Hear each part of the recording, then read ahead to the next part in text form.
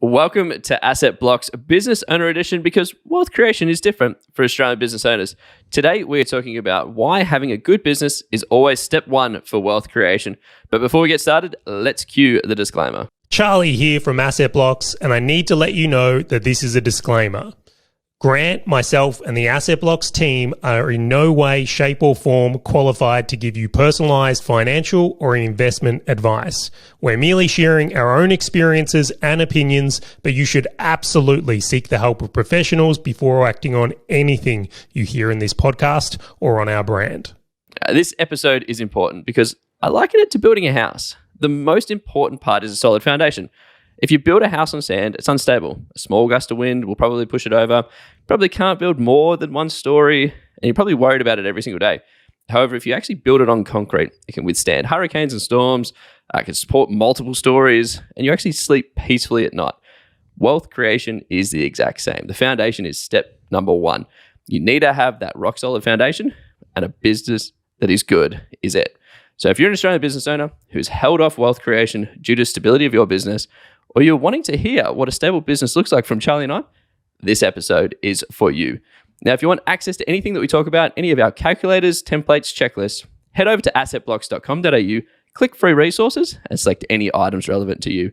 And if you did enjoy the show, click subscribe or even share it with someone else that you know that could get any benefit from this episode. Now, without further ado, let's get into the episode.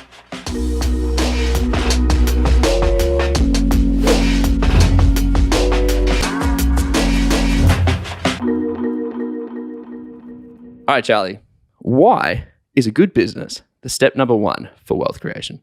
Such a good question, and I think one that people don't take seriously enough. I actually want to share a couple of stories on this one because I think stories are often a better way to articulate things and drive a point home rather than just getting technical.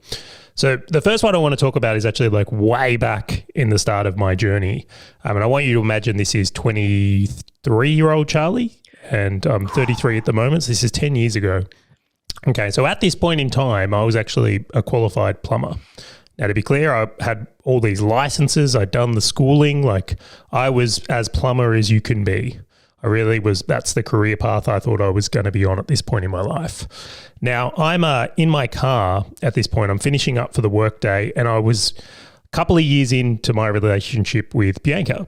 And I'm sitting there, and at the time we were in this little 2-bedroom unit we were living in. We had purchased that, so we had a little 2-bedroom unit, and I had been looking at houses we could upgrade so we could start our family journey.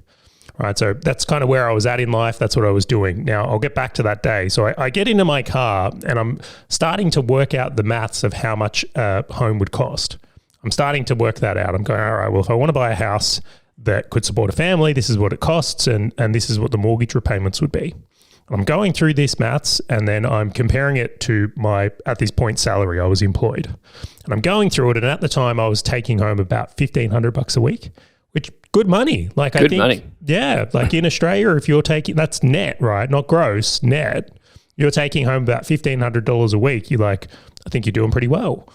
And I'm doing the maths on this house against our current expenses. And I'm like, okay, well, yeah, I'm on $1,500 a week, but I spend $200 a week on fuel driving around for plumbing. So now there's only $1,300. My car maintenance and everything else that goes with, car payment and all the rest of it at this time, well, there goes another $100 a week. I'm looking at the cost of the mortgage on the house I would like. And please realize I'm not talking about an extravagant home at this point, and it's 10 years ago. Right. And I'm taking that into consideration, and then goes that. And then I'm like, I like to eat. Food's good.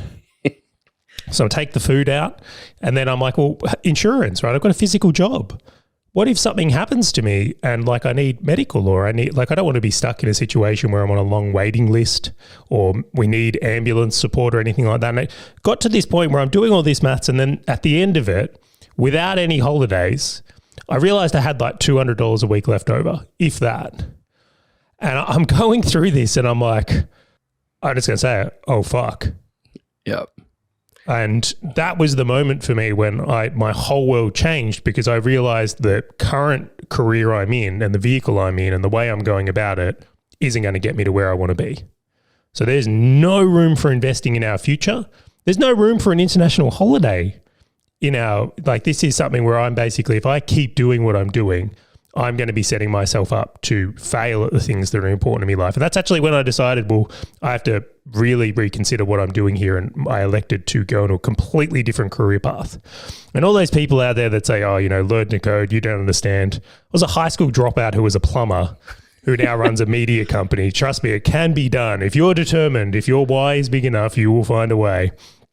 But that whole experience made me very much reshape on what things really cost. And the fallacy that I think a lot of people find themselves in is that they're in something that has this such a small end net result, where even if all the wonders of compounding kick in, like you're actually not going to get to the destination and lifestyle you had intended. So a lot of people and again, I know we're talking to business owners here, but I'm not sure a lot of people who are employed or are in poor businesses really understand that or have done that maths properly. Because if you've ever done a personalized budget, it can rock you. And it did for me. And it was, right, got to change. And I'm thrilled I worked this out at like 23. Imagine finding that out at like 53. And you're going, imagine never finding that out. Completely, right? Never finding it out. So that's the first thing I say of like why I believe, and this is just an opinion, that like having a business, this is where the opportunity is. And I know some people in careers can do astronomically well. They can. But the options that business owners have in comparison just is so uniquely advantageous. It really is. For all the disadvantages, the pros are just outweigh that by a mile, or we wouldn't be doing this again. But so that's the first thing I want to say. That was like my first aha moment on like business is step one. Yep. But I want to go on to the second one in this, because this is where I was like, I wasn't really clear on the definition of a good business and kind of got a bit excited too early. And so I think I've always been very, again, in the first story, you can see that Bianca was the driver. So it wasn't like I was doing it. It was that I wanted to provide more for my family. And I think a lot of business owners can resonate with that message. Like I want to be the provider of my home. Like it's a goal for me to provide for my family. And I think a lot of the desire people go into that share the same. But I'll share a second one here. So started a business, definitely a few years of learning curve, we'll call it, Grant. Yep. And then so I'm starting this business. I'm a few years in. It's like, a bit hard. And then finally I start making money in my first business. Now I start making, and we'll talk a little bit more about the specifics of what that was momentarily, but started making a bit of money. And then I was like, all right, I need to work out how to invest this money. Like there's something I'm going to do with this money. And I get to this point where I'm like, all right, I'm going to start doing, was doing this options trading thing. And I'd had $100,000 to do this strategy set aside. Now, for me at this point in my life, I was like, $100,000, like Warren Buffett, look out. I'm coming for you. Yeah. So I had built up this idea that was enough, and what my business was able to contribute to that at the time, which to be clear was maybe like a couple of $1,000s a month, maybe. Yep. Like it might be 2,000 one month, 1,000 the next. And like, I thought I was doing well to have my lifestyle and maybe contribute $1,000 a month to investing, and like had built up this $100,000 over that time.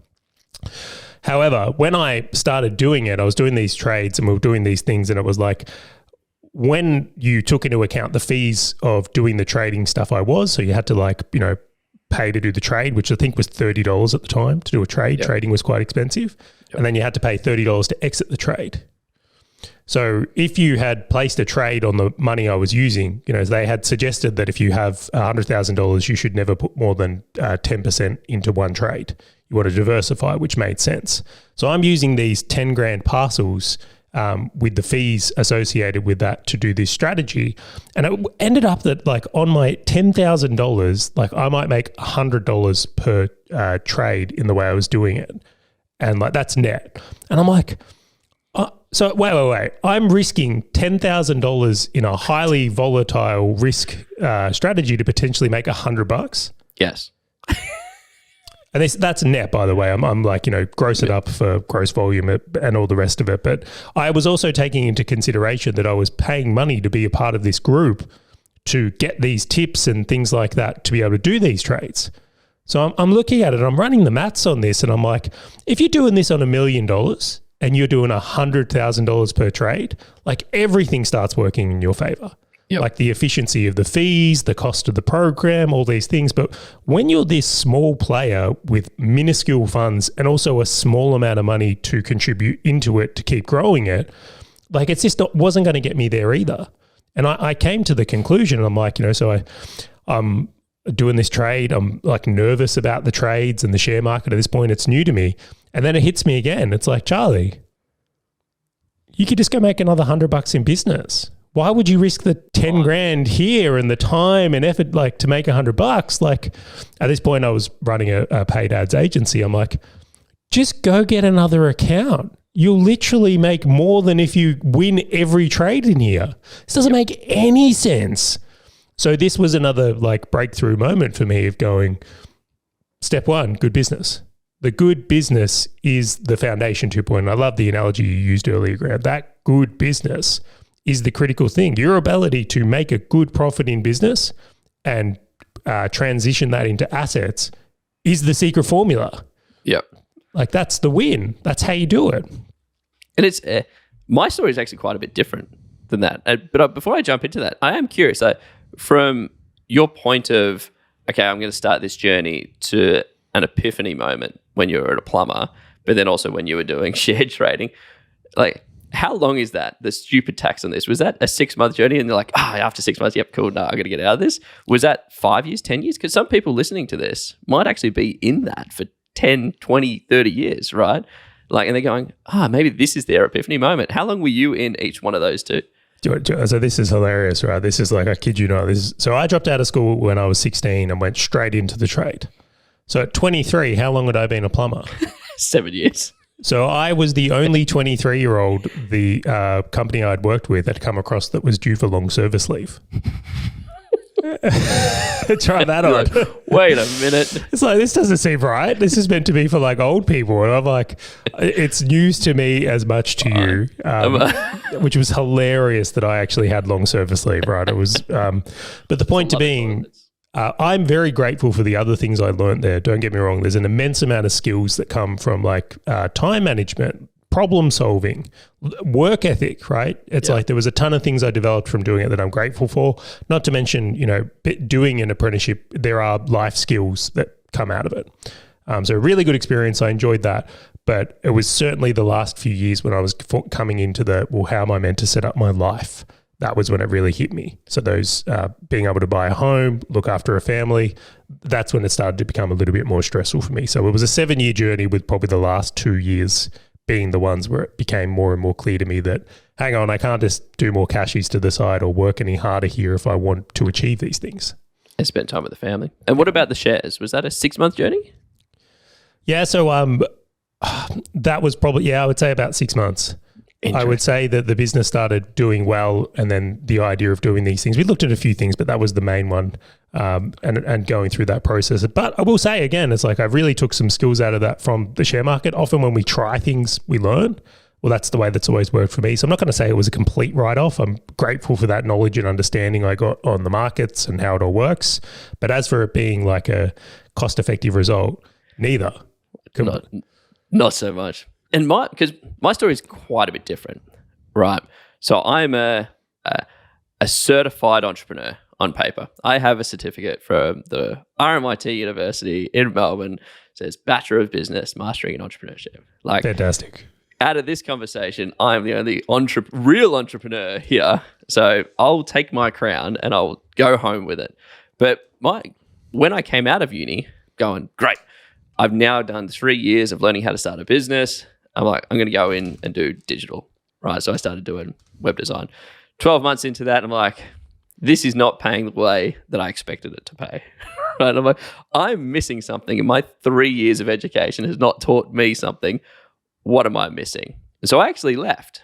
So I packed up and I closed my business down, and I actually worked for a digital marketing company in Melbourne for just under 12 months. And it was eye-opening because I came into this, and when I applied and they saw that I had my own business prior and that I'd studied RMIT and entrepreneurship, the first question I got was, are you coming into this business to learn what you didn't know and then going to leave? No, I'm definitely not. So you still work there, Grant, do you not? Yeah, I used to work there.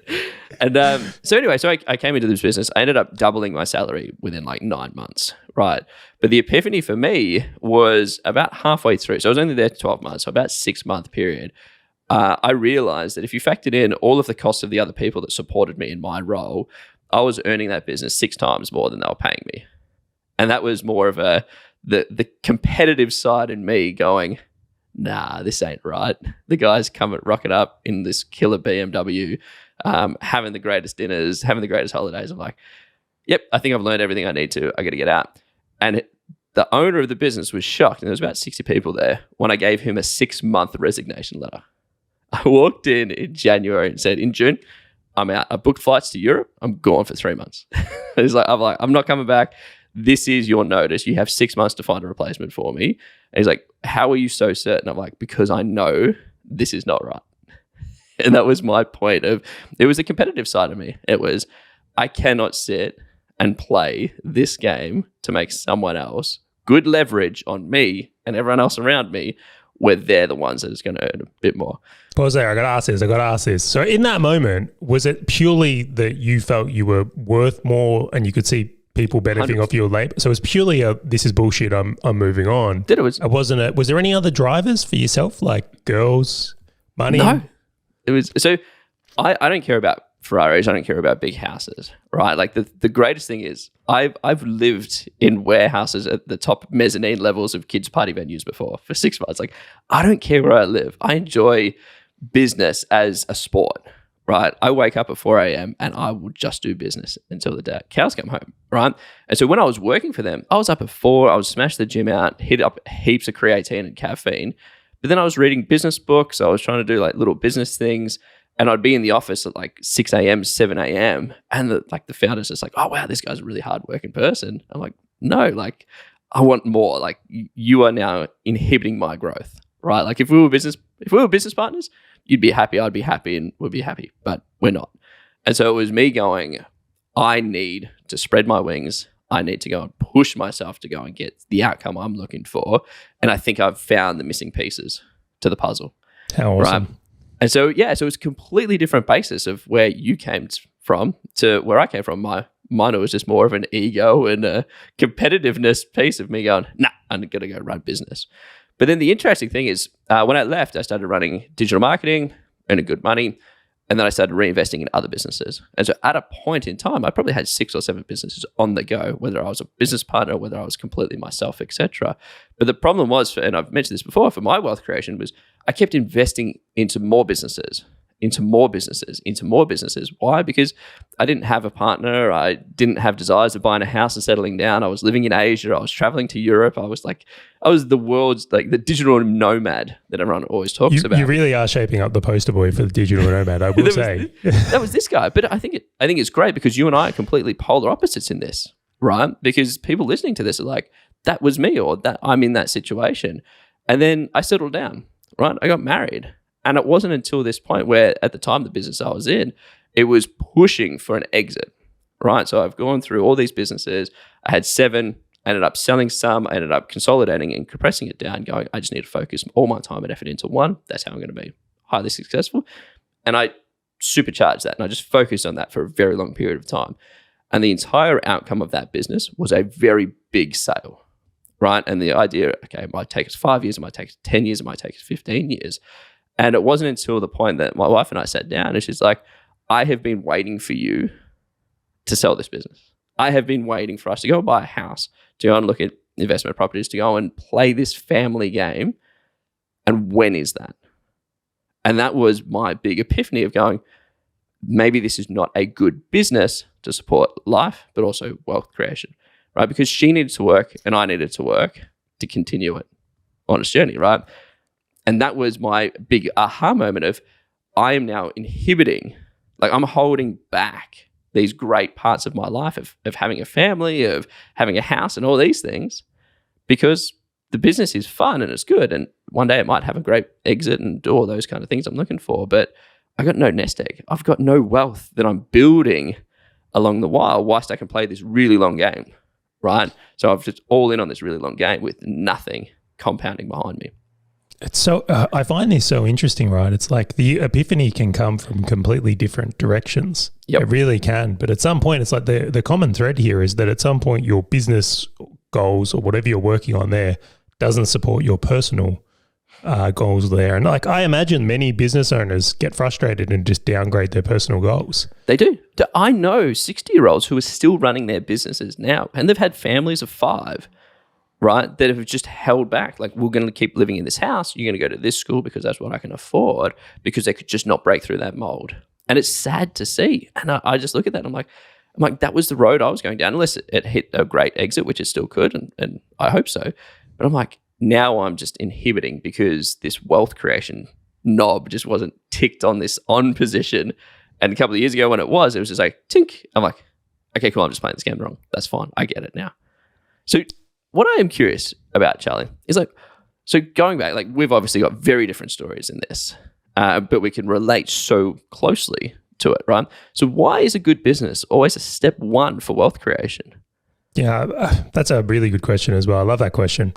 I think what a lot of business owners don't necessarily realize is it's the ticket for admission to the real game. It really is. So if you think about my story before with the share trading thing, like, I would have been much easier if I had millions to trade. It was harder when I have a small amount or unable to contribute. The other components of that too is when you look at the vehicles that are out there, is there's a lot of competition for this bottom end stuff. There really is. So you end up getting worse deals as well. If you want to go into things like property, which is something we both do a lot of, like, property is expensive. Like, if you want to be able to do projects and things like that, like I did a subdivision at one point where I needed to come up with $100,000 of cash to complete the project. I would never have been able to do those things that would give me a significant uplift if I didn't have the good business to support it. And again, like, such a powerful thing if you can get this right, such a powerful thing.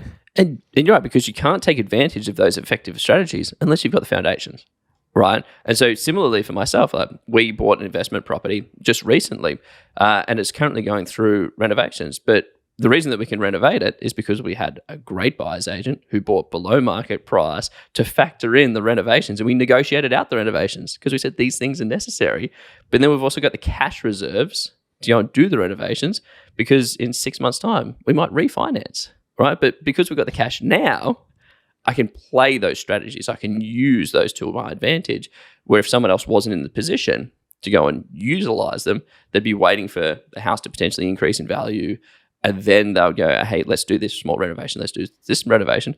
Whilst I'm already banking the money for 6-12 months until they would have got to today, or even longer in most people's situations. I want to throw a couple of more examples in that just before we move on from this point, because I don't want this to be just about property, because it applies to more things, but being able to cover things if things go down as well. Like, if your business can float you through a duration while your investments have time to work, you can ride out storms in a much better way. Where if you don't have a good business and you fall into strife, you often have to sell things to take you down as well, which it hurts to sell things when they're potentially not performing well as well. Like, that's a huge mistake. But one of the ones is, like, often, I won't say I cop flack because of my bias towards property, but someone will say to me, oh, crypto, right? You can buy crypto cheap. Like, you don't need a superiorly great business to do that, right? You can go to the moon. I'll tell you right now, the people I know that do really well in crypto pay a fortune to be a part of masterminds, to go to conferences, to mingle with other people doing these things. And I look at it and go, if you take into the expenses of the access to the people in that network, regardless of how much you're spending on your investments in that space, if you are doing that, it's like suddenly this becomes an expensive sport. Very expensive. But it's also the 1%ers. Completely. And these are the people, again, getting the astronomical gains. And I won't name names, although they probably will listen to this podcast at some point.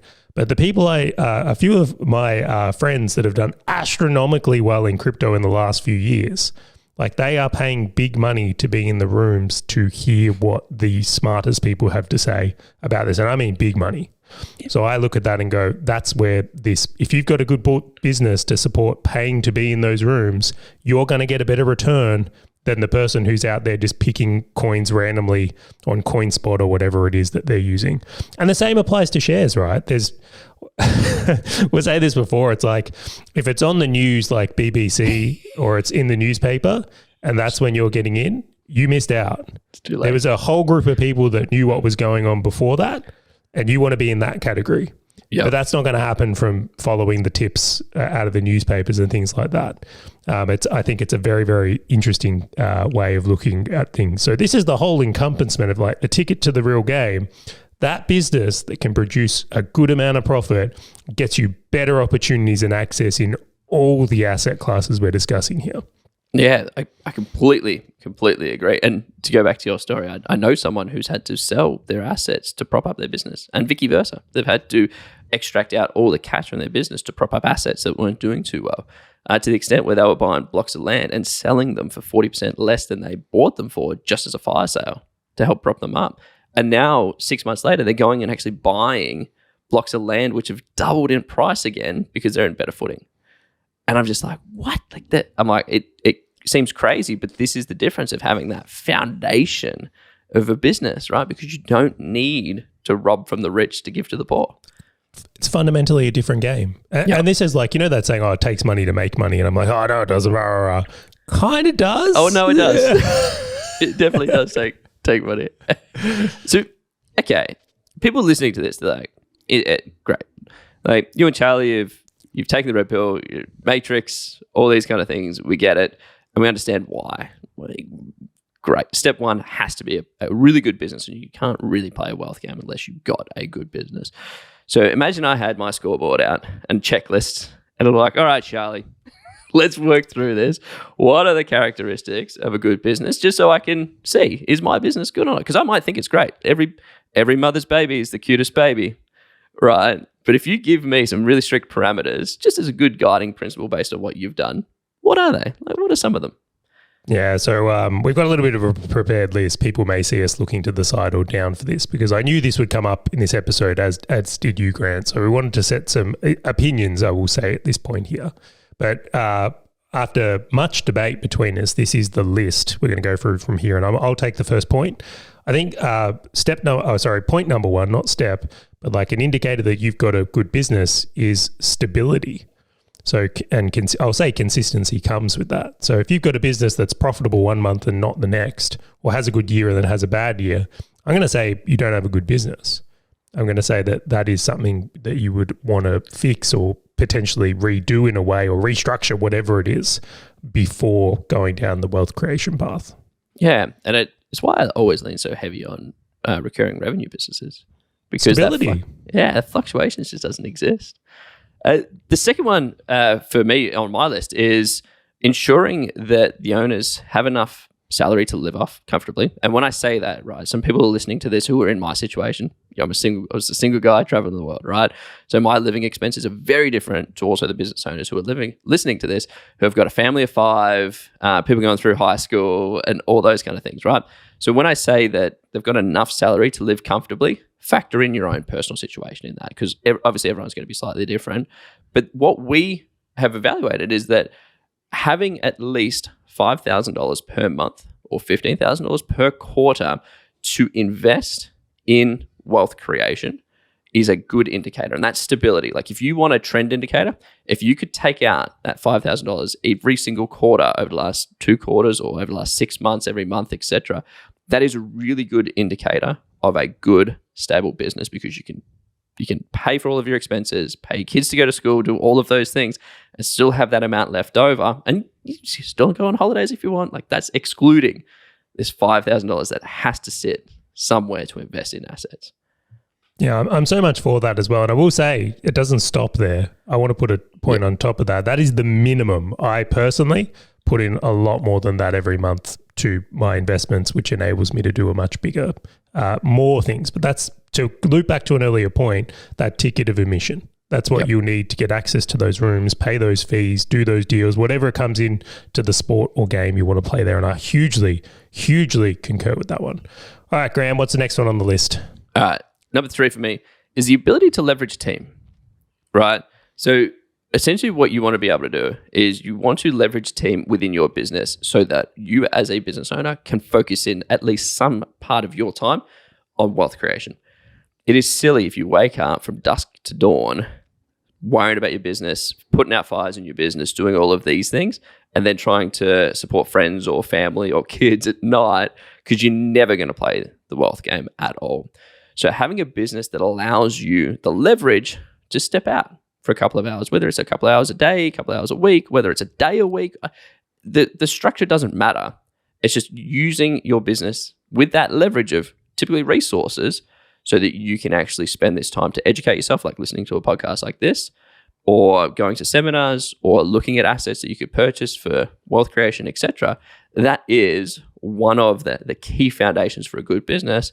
But you also want to make sure your business is not constantly pulling you back in, right? So if I'm out, looking at properties to purchase, I don't want my phone going off bzz, bzz, bzz, and interrupting me all the time, because that's just going to take me away from what I'm trying to do here, which is build my wealth. Yeah, and that could be, I know you've mentioned it as team, but really it's time leverage, right? Because it could be software that helps with this. It could be contracting some of your work out. Like there's other ways to do that in unique ways, but I completely agree. I think back to the start of my journey, and I think for a year straight, this is when I started the wealth creation stuff. How much time went into like how the books I had to read, the people I spoke to, the questions I asked. Like it wouldn't have been possible if I'm pulling 100-hour weeks at work and I'm burnt out. You're just not going to ingest the information in the right way. And that's not even making an investment. That's just getting educated to play the game. Yeah, I completely agree. Charley, point number 4.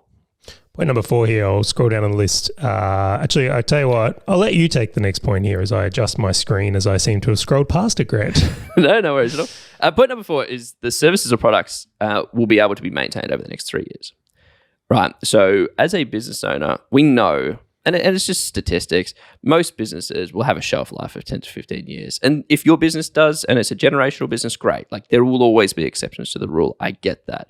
But majority of what we do now, and you can even apply this to the job titles that people have, that, what do they say? 80% of the job titles that exist today won't exist in 10 to 15 years. It's the same for businesses, right? Technology is improving at a rapid rate. The way that we do everything in this world changes so rapidly.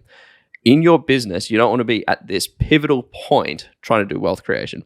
Like you don't want to be coming up on this point where, oh no, technology is going to take over my business, or this globalization, which is like massive right now, where, oh great, now all my competitors are going to offshore work and getting cheaper rates for people comparative to maybe paying in Australia. I'm going to have to fight that battle, which might take me a year, 2 years, 6 months, whatever it is. You don't want to be going through that whilst trying to create your wealth. You want to at least have some kind of runway of stability through that time length, if you will, in your business to say, you know what, I can support this wealth creation without needing to do a massive pivot or a reopening of another business or a new acquisition or something like that. Having that time run in your business so that you can focus deeper on wealth creation is really critical as a core foundation or core characteristic, of a good business. So let's just use an example there. We'll go, if you own a Blockbuster store, probably not a good time. Correct. Your favorite analogy. Yeah, I'll use that. I just think it's so apparent, right? And then the other one is like, if you're in digital marketing or something digital right now, you can be pretty assured that industry is going to exist over the next 3 years. Exactly. And that making sure that you are aware of that and going, yep, I'm fairly stable. And it doesn't need to be a huge time horizon. We're not talking a decade or 2 decades. Like for you and I, Charley, when we spoke about it, it's like 3 years should be a pretty good approach, because you can get good wealth investment, good wealth creation in, and then go, great, I'm going to fight this battle and I'm going to come back. Completely. My thesis behind that, just for clarity's sake, is that if you, let's say you, in example, bought a home, it would have had 3 years on the board to self-fund itself and collect rent and grow, where you wouldn't be as dependent on you if something went wrong. It would be self-sustaining at a more confident level than potentially it is when you first get it. So I think that's a very valid point there. I'll grab the last one here, Grant. So at least 2 years of positive financials, which we just recorded an episode with our broker, Aaron, who was explaining how important this is for if you do want to use debt instruments or tools. So where did this one come from? Why is it 2 years? Why not 2 months?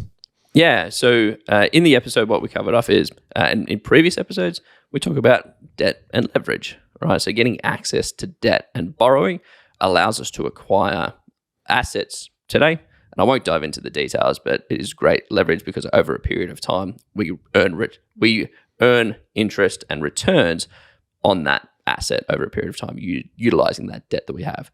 So if we do not have 2 years of financials, or if you really sort of box it down, which doesn't apply to too many people, it's like a good financial year of financials, but very few people start a business on the 1st of July and wrap it up on the 30th of June. So we say 2 years because I'm not going to talk about 18 months, etc. Because when you go to the bank to go and borrow, you have this foundational or good business, as we're calling it now, to say, yep, the business is stable, is earning money, I'm earning a salary from it, which means now it's, to your point, the ticket to play. Now I have a ticket to get access to debt. Now I have the ability to go and grab these assets or unlock, if you will, these asset classes that wouldn't be available to me if I did not have at least that 2 years or 1 year of financials behind me. Yeah, let's throw out a few points here because, again, you might be saying, well, look, I'm not sure I want to do property investing, so debt isn't important to me. It's still likely you want to buy your own home. Correct. I think that's a huge one. And then the second one is if you're going to be exploring other asset classes, there's some powerful strategies, which I'm sure we're going to cover later on, like debt recycling, in which you will actually be able to leverage the purchase of your own home into other things as well. But I won't go too deeply into that. But I wanted to throw in an additional point here of going, if you get a business running well for 2 years, it should give you the confidence that you can do it for a third, a fourth, a fifth, so you can be more certain in your own movements. I remember when I first started at business grad, I would literally like Google, how does a business owner spend their time? Because I was trying to like work out what I was actually supposed to be doing. Sad but true. But then on the other side is like, you know, when you've had a business running well for 2 years, you know what to do. Yep. So it's like you're not guessing. It should deliver a little bit more confidence in what we do. And it also has that trend, right, that we're talking about, where you would obviously iron out all the fluctuations. Like we know a lot of businesses don't get many sales over December and January, but then e-commerce, like a lot of businesses do get all of their sales over just like November and December. So you can also see those trends, and you can go, okay, great. Now I can factor this into my wealth creation strategy. So there was an interesting model that we were talking about, Charlie, which is like a really good seed concept for everyone, which is about turning active business income into assets and how the good business is like the foundation of this. Did you want to dive a little bit deeper into it? Yeah, completely. So actually, before I do, I just want to mention one thing is that I wish someone had given me the list of things that we just discussed as a target for when I was earlier in the journey. I think if I knew, look, this is what you're trying to achieve as a general guidance rather than just running around chasing more or doing better in whatever way, would have been really helpful for me. So I hope people will look at that list and decide if they're on course or off course for what they actually want to achieve, and realize, and I'll repeat this one, the $5,000 investable per month is the entry, not the max. You should definitely be striving for more than that. It is possible to do a lot more than that. Before you jump onto this point, I find it so powerful in the sense that I've read a lot of books around wealth creation, and they say, this is what you need, bam, bam, bam, bam, but they don't justify it. It's not why. You need 2 years of financials. Okay, thanks, book. Why? Why do I need it? And so every time that we bring up topics like this, from our experience, and these are, again, what we've gone through in our opinions, there's validation and there's reason behind it. It's not, I just go to have 2 years of financials and you go, oh, okay. No, you need it for this reason. $5,000 the minimum and above it's great is because of these reasons. Right? Like everything that we're talking about is justified by something that is going to be unlocked by you having it. It's not just this is great, just in general. There's always a reason behind it. Well, it's what's worked for us. Yeah. I will say, like, we're not theorizing here. Like, we've shared the stories of like what didn't work or where we were challenged. Hoping where we've wasted money. Yeah, and time, right? And time. And I look at that and go, well, what's worked for us now? And then we've gone, okay, well, this is what has worked. So I hope people can see that. These are why they are opinions. I'm sure there's other ways to do things. It's certainly something where I look in our circumstances now and like, this is just how my brain works now. And to the point, the way I even think about business now is like the whole purpose of my business is to provide the capital requirements for my wealth creation. Like that's all it is. And I know that sounds like, there's more to it. There's a fulfillment piece, and I care a lot about my team, and I want to grow the people within our business and what we do. Like, it's really important to me, but it's like the outcomes I'm looking for, this is how I'm measuring it. Yep. Like from a financial aspect, I should mention. So taking it further, the model we come up with, and really where the name of this whole brand and podcast has come from, is that if you can achieve that as a good business and you're able to pull that amount out financially per month, that it is taking active business income into assets. Like that's the game we want to play, and what I would encourage people to start thinking about. It's like, how successfully can I extract the profits of my business and cash flow into building up a strong asset base or a block of assets hint, hint, nudge, nudge, blocks of assets, asset blocks, in the thinking of there. And I'm sure we're going to discuss the full model of what we do today at some point, Grant, but I think that should be enough to excite people on where this whole concept come from. You can't dangle that carrot in front of my face without expecting me to say this thing. So if you were to think of a house, the foundation, right, is what we're talking about, which is the concrete, and it's the good business. First block is the first level of the house. It's a block of assets. Second level of the house, next block of assets. Third, hence why it's called asset blocks and why we refer to the good business as the foundation, right? It is the foundation. So wait, you're way more generous than I was going to dangle that, make them listen to the next episode for it. Because they're like, what is in each one of these blocks, Charlie? How have you guys approached this? To which we did not answer. But on the other side, like I always look at, well, how can I live off my assets? Not live off the business. And that is a completely different view of going, cool, my business is going to make some money and I'm going to pay this and I'm going to pay that. No. How do I not take any of that? And that just goes into assets. And I just spend what I get from assets. And that's a game. That is the game. So, you want to buy more? Get more assets. It's a mindset shift, is it? Like living off your assets instead of living off your business.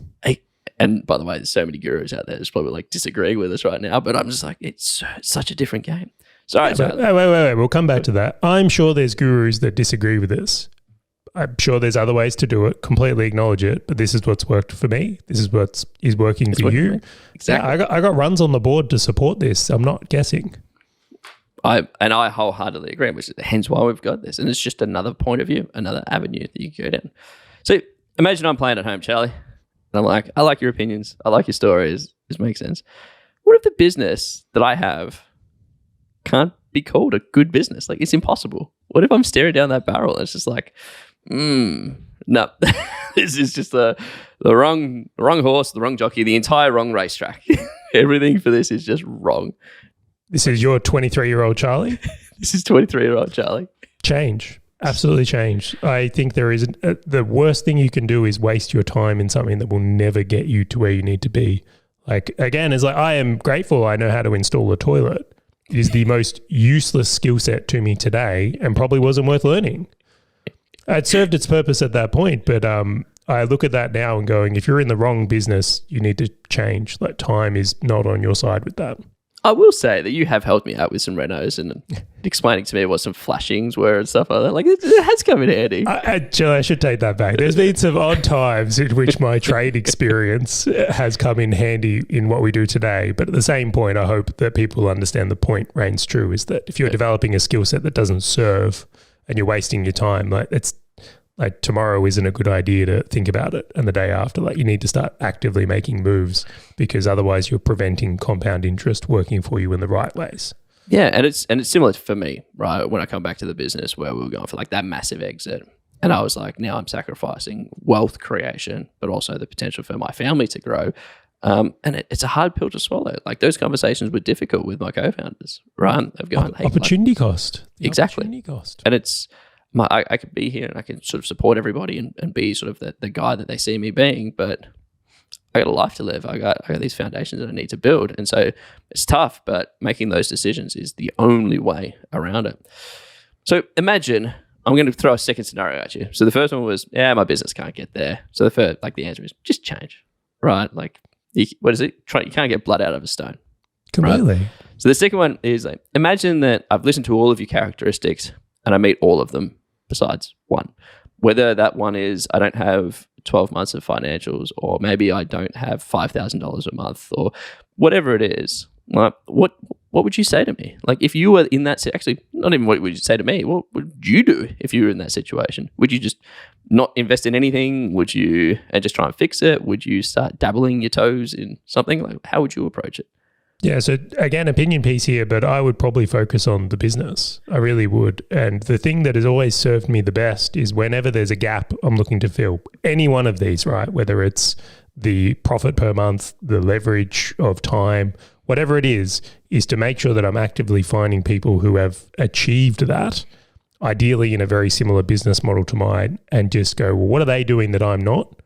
How can I work through this? Much like your story of like going in and working at the SEO company was like, find that gap, discover that gap, And if you can put your energy and effort there, that's going to be your springboard. Yep. If you, like I made the mistake of, start trying to dabble in other things and this investing thing without that foundation, like it just doesn't work out. I'm yet to see that work out. I mean, I'm sure there's probably some lucky examples out there, but just like I won't recommend buying lottery tickets as a wealth creation strategy, right? Works for a few, still not a good idea. I look at this one here and say that, like, my view and opinion is focus on the business. Get the business right, and it is the springboard to being able to play the bigger game. Yeah, and I completely agree, right? It's like you were talking about, the cash is on the side. The cash is on the side is not going to help you really create real wealth, because if you got sick, if you weren't able to go out because it was too far out or otherwise, it's just not going to get you there. Having a good foundational business is like step number one. Now, there is probably a few people listening to this saying, okay, great. So I think I've got foundations of good business. Characteristics aren't there. How do I get a good business? What should I focus on? And I'm just going to say, this is not what this podcast is about. Yes, Charley and I have done well in business. I'm sure we could probably help you in your situations. However, the greatest piece of advice we could give you is go and find someone who's done it and model it, right? Go and find someone. It's not us. We are here to help us and talk about our journey of creating wealth, right? Just go and look for someone, whether they're in the same niche as you, whether they've done what you want to do, and you just go and find them and model it. That's why mentors and business coaches, etc., exist. Right. And there's some great mentors and business coaches out there, phenomenal people. I think the harder task is finding them, and I think putting time there, if your business is not performing as you would like, is key.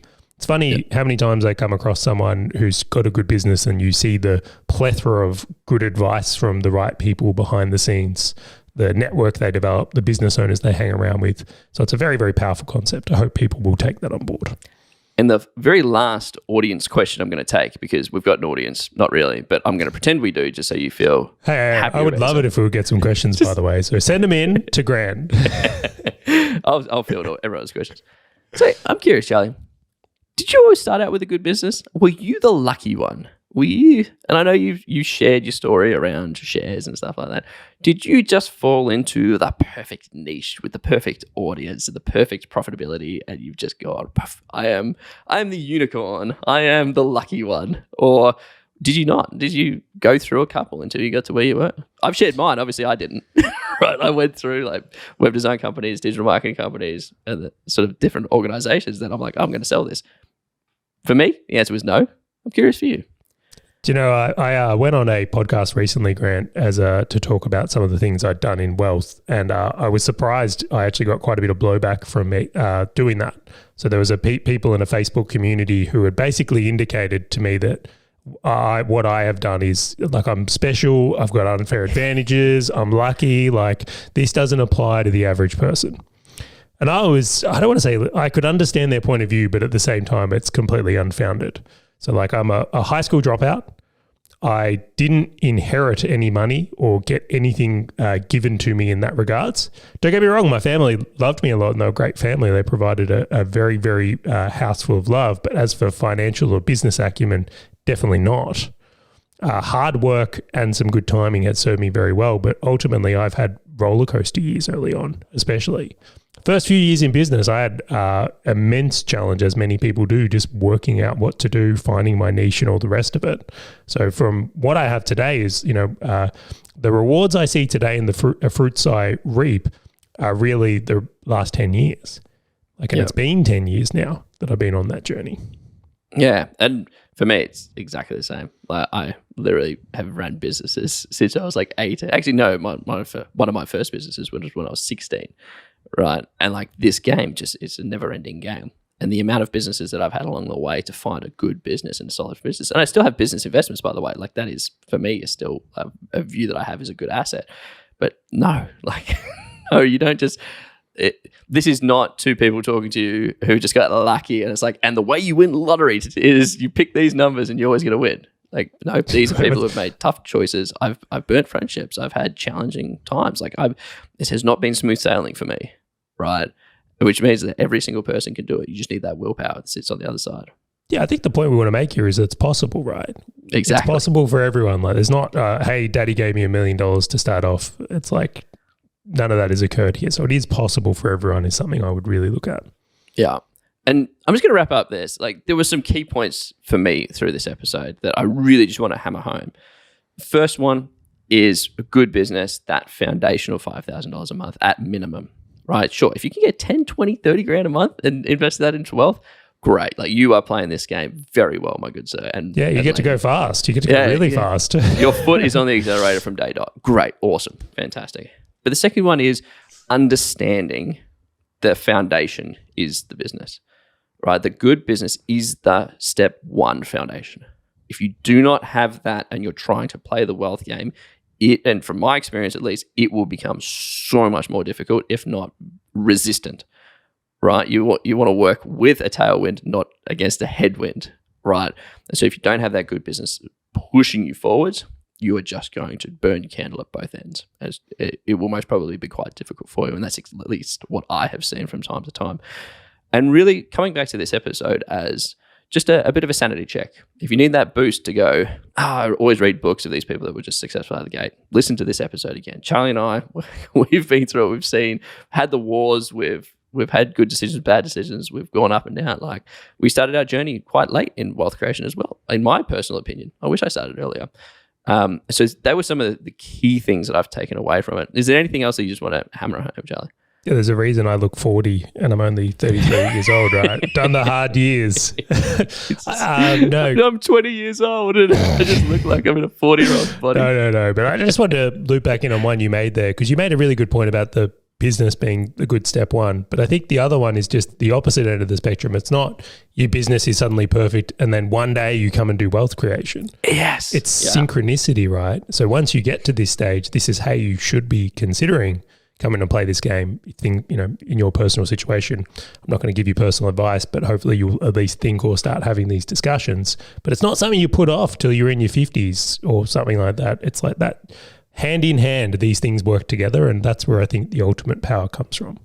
Definitely. And so if you listen to this and you say, oh, wow, this is super valuable to me, and you wanted access to any of the templates and checklists, etc., that Charley and I always put up, head over to assetblocks.com.au, click free resources, and download whatever you need that's going to help you in your journey, or at least you will see any assistance through it.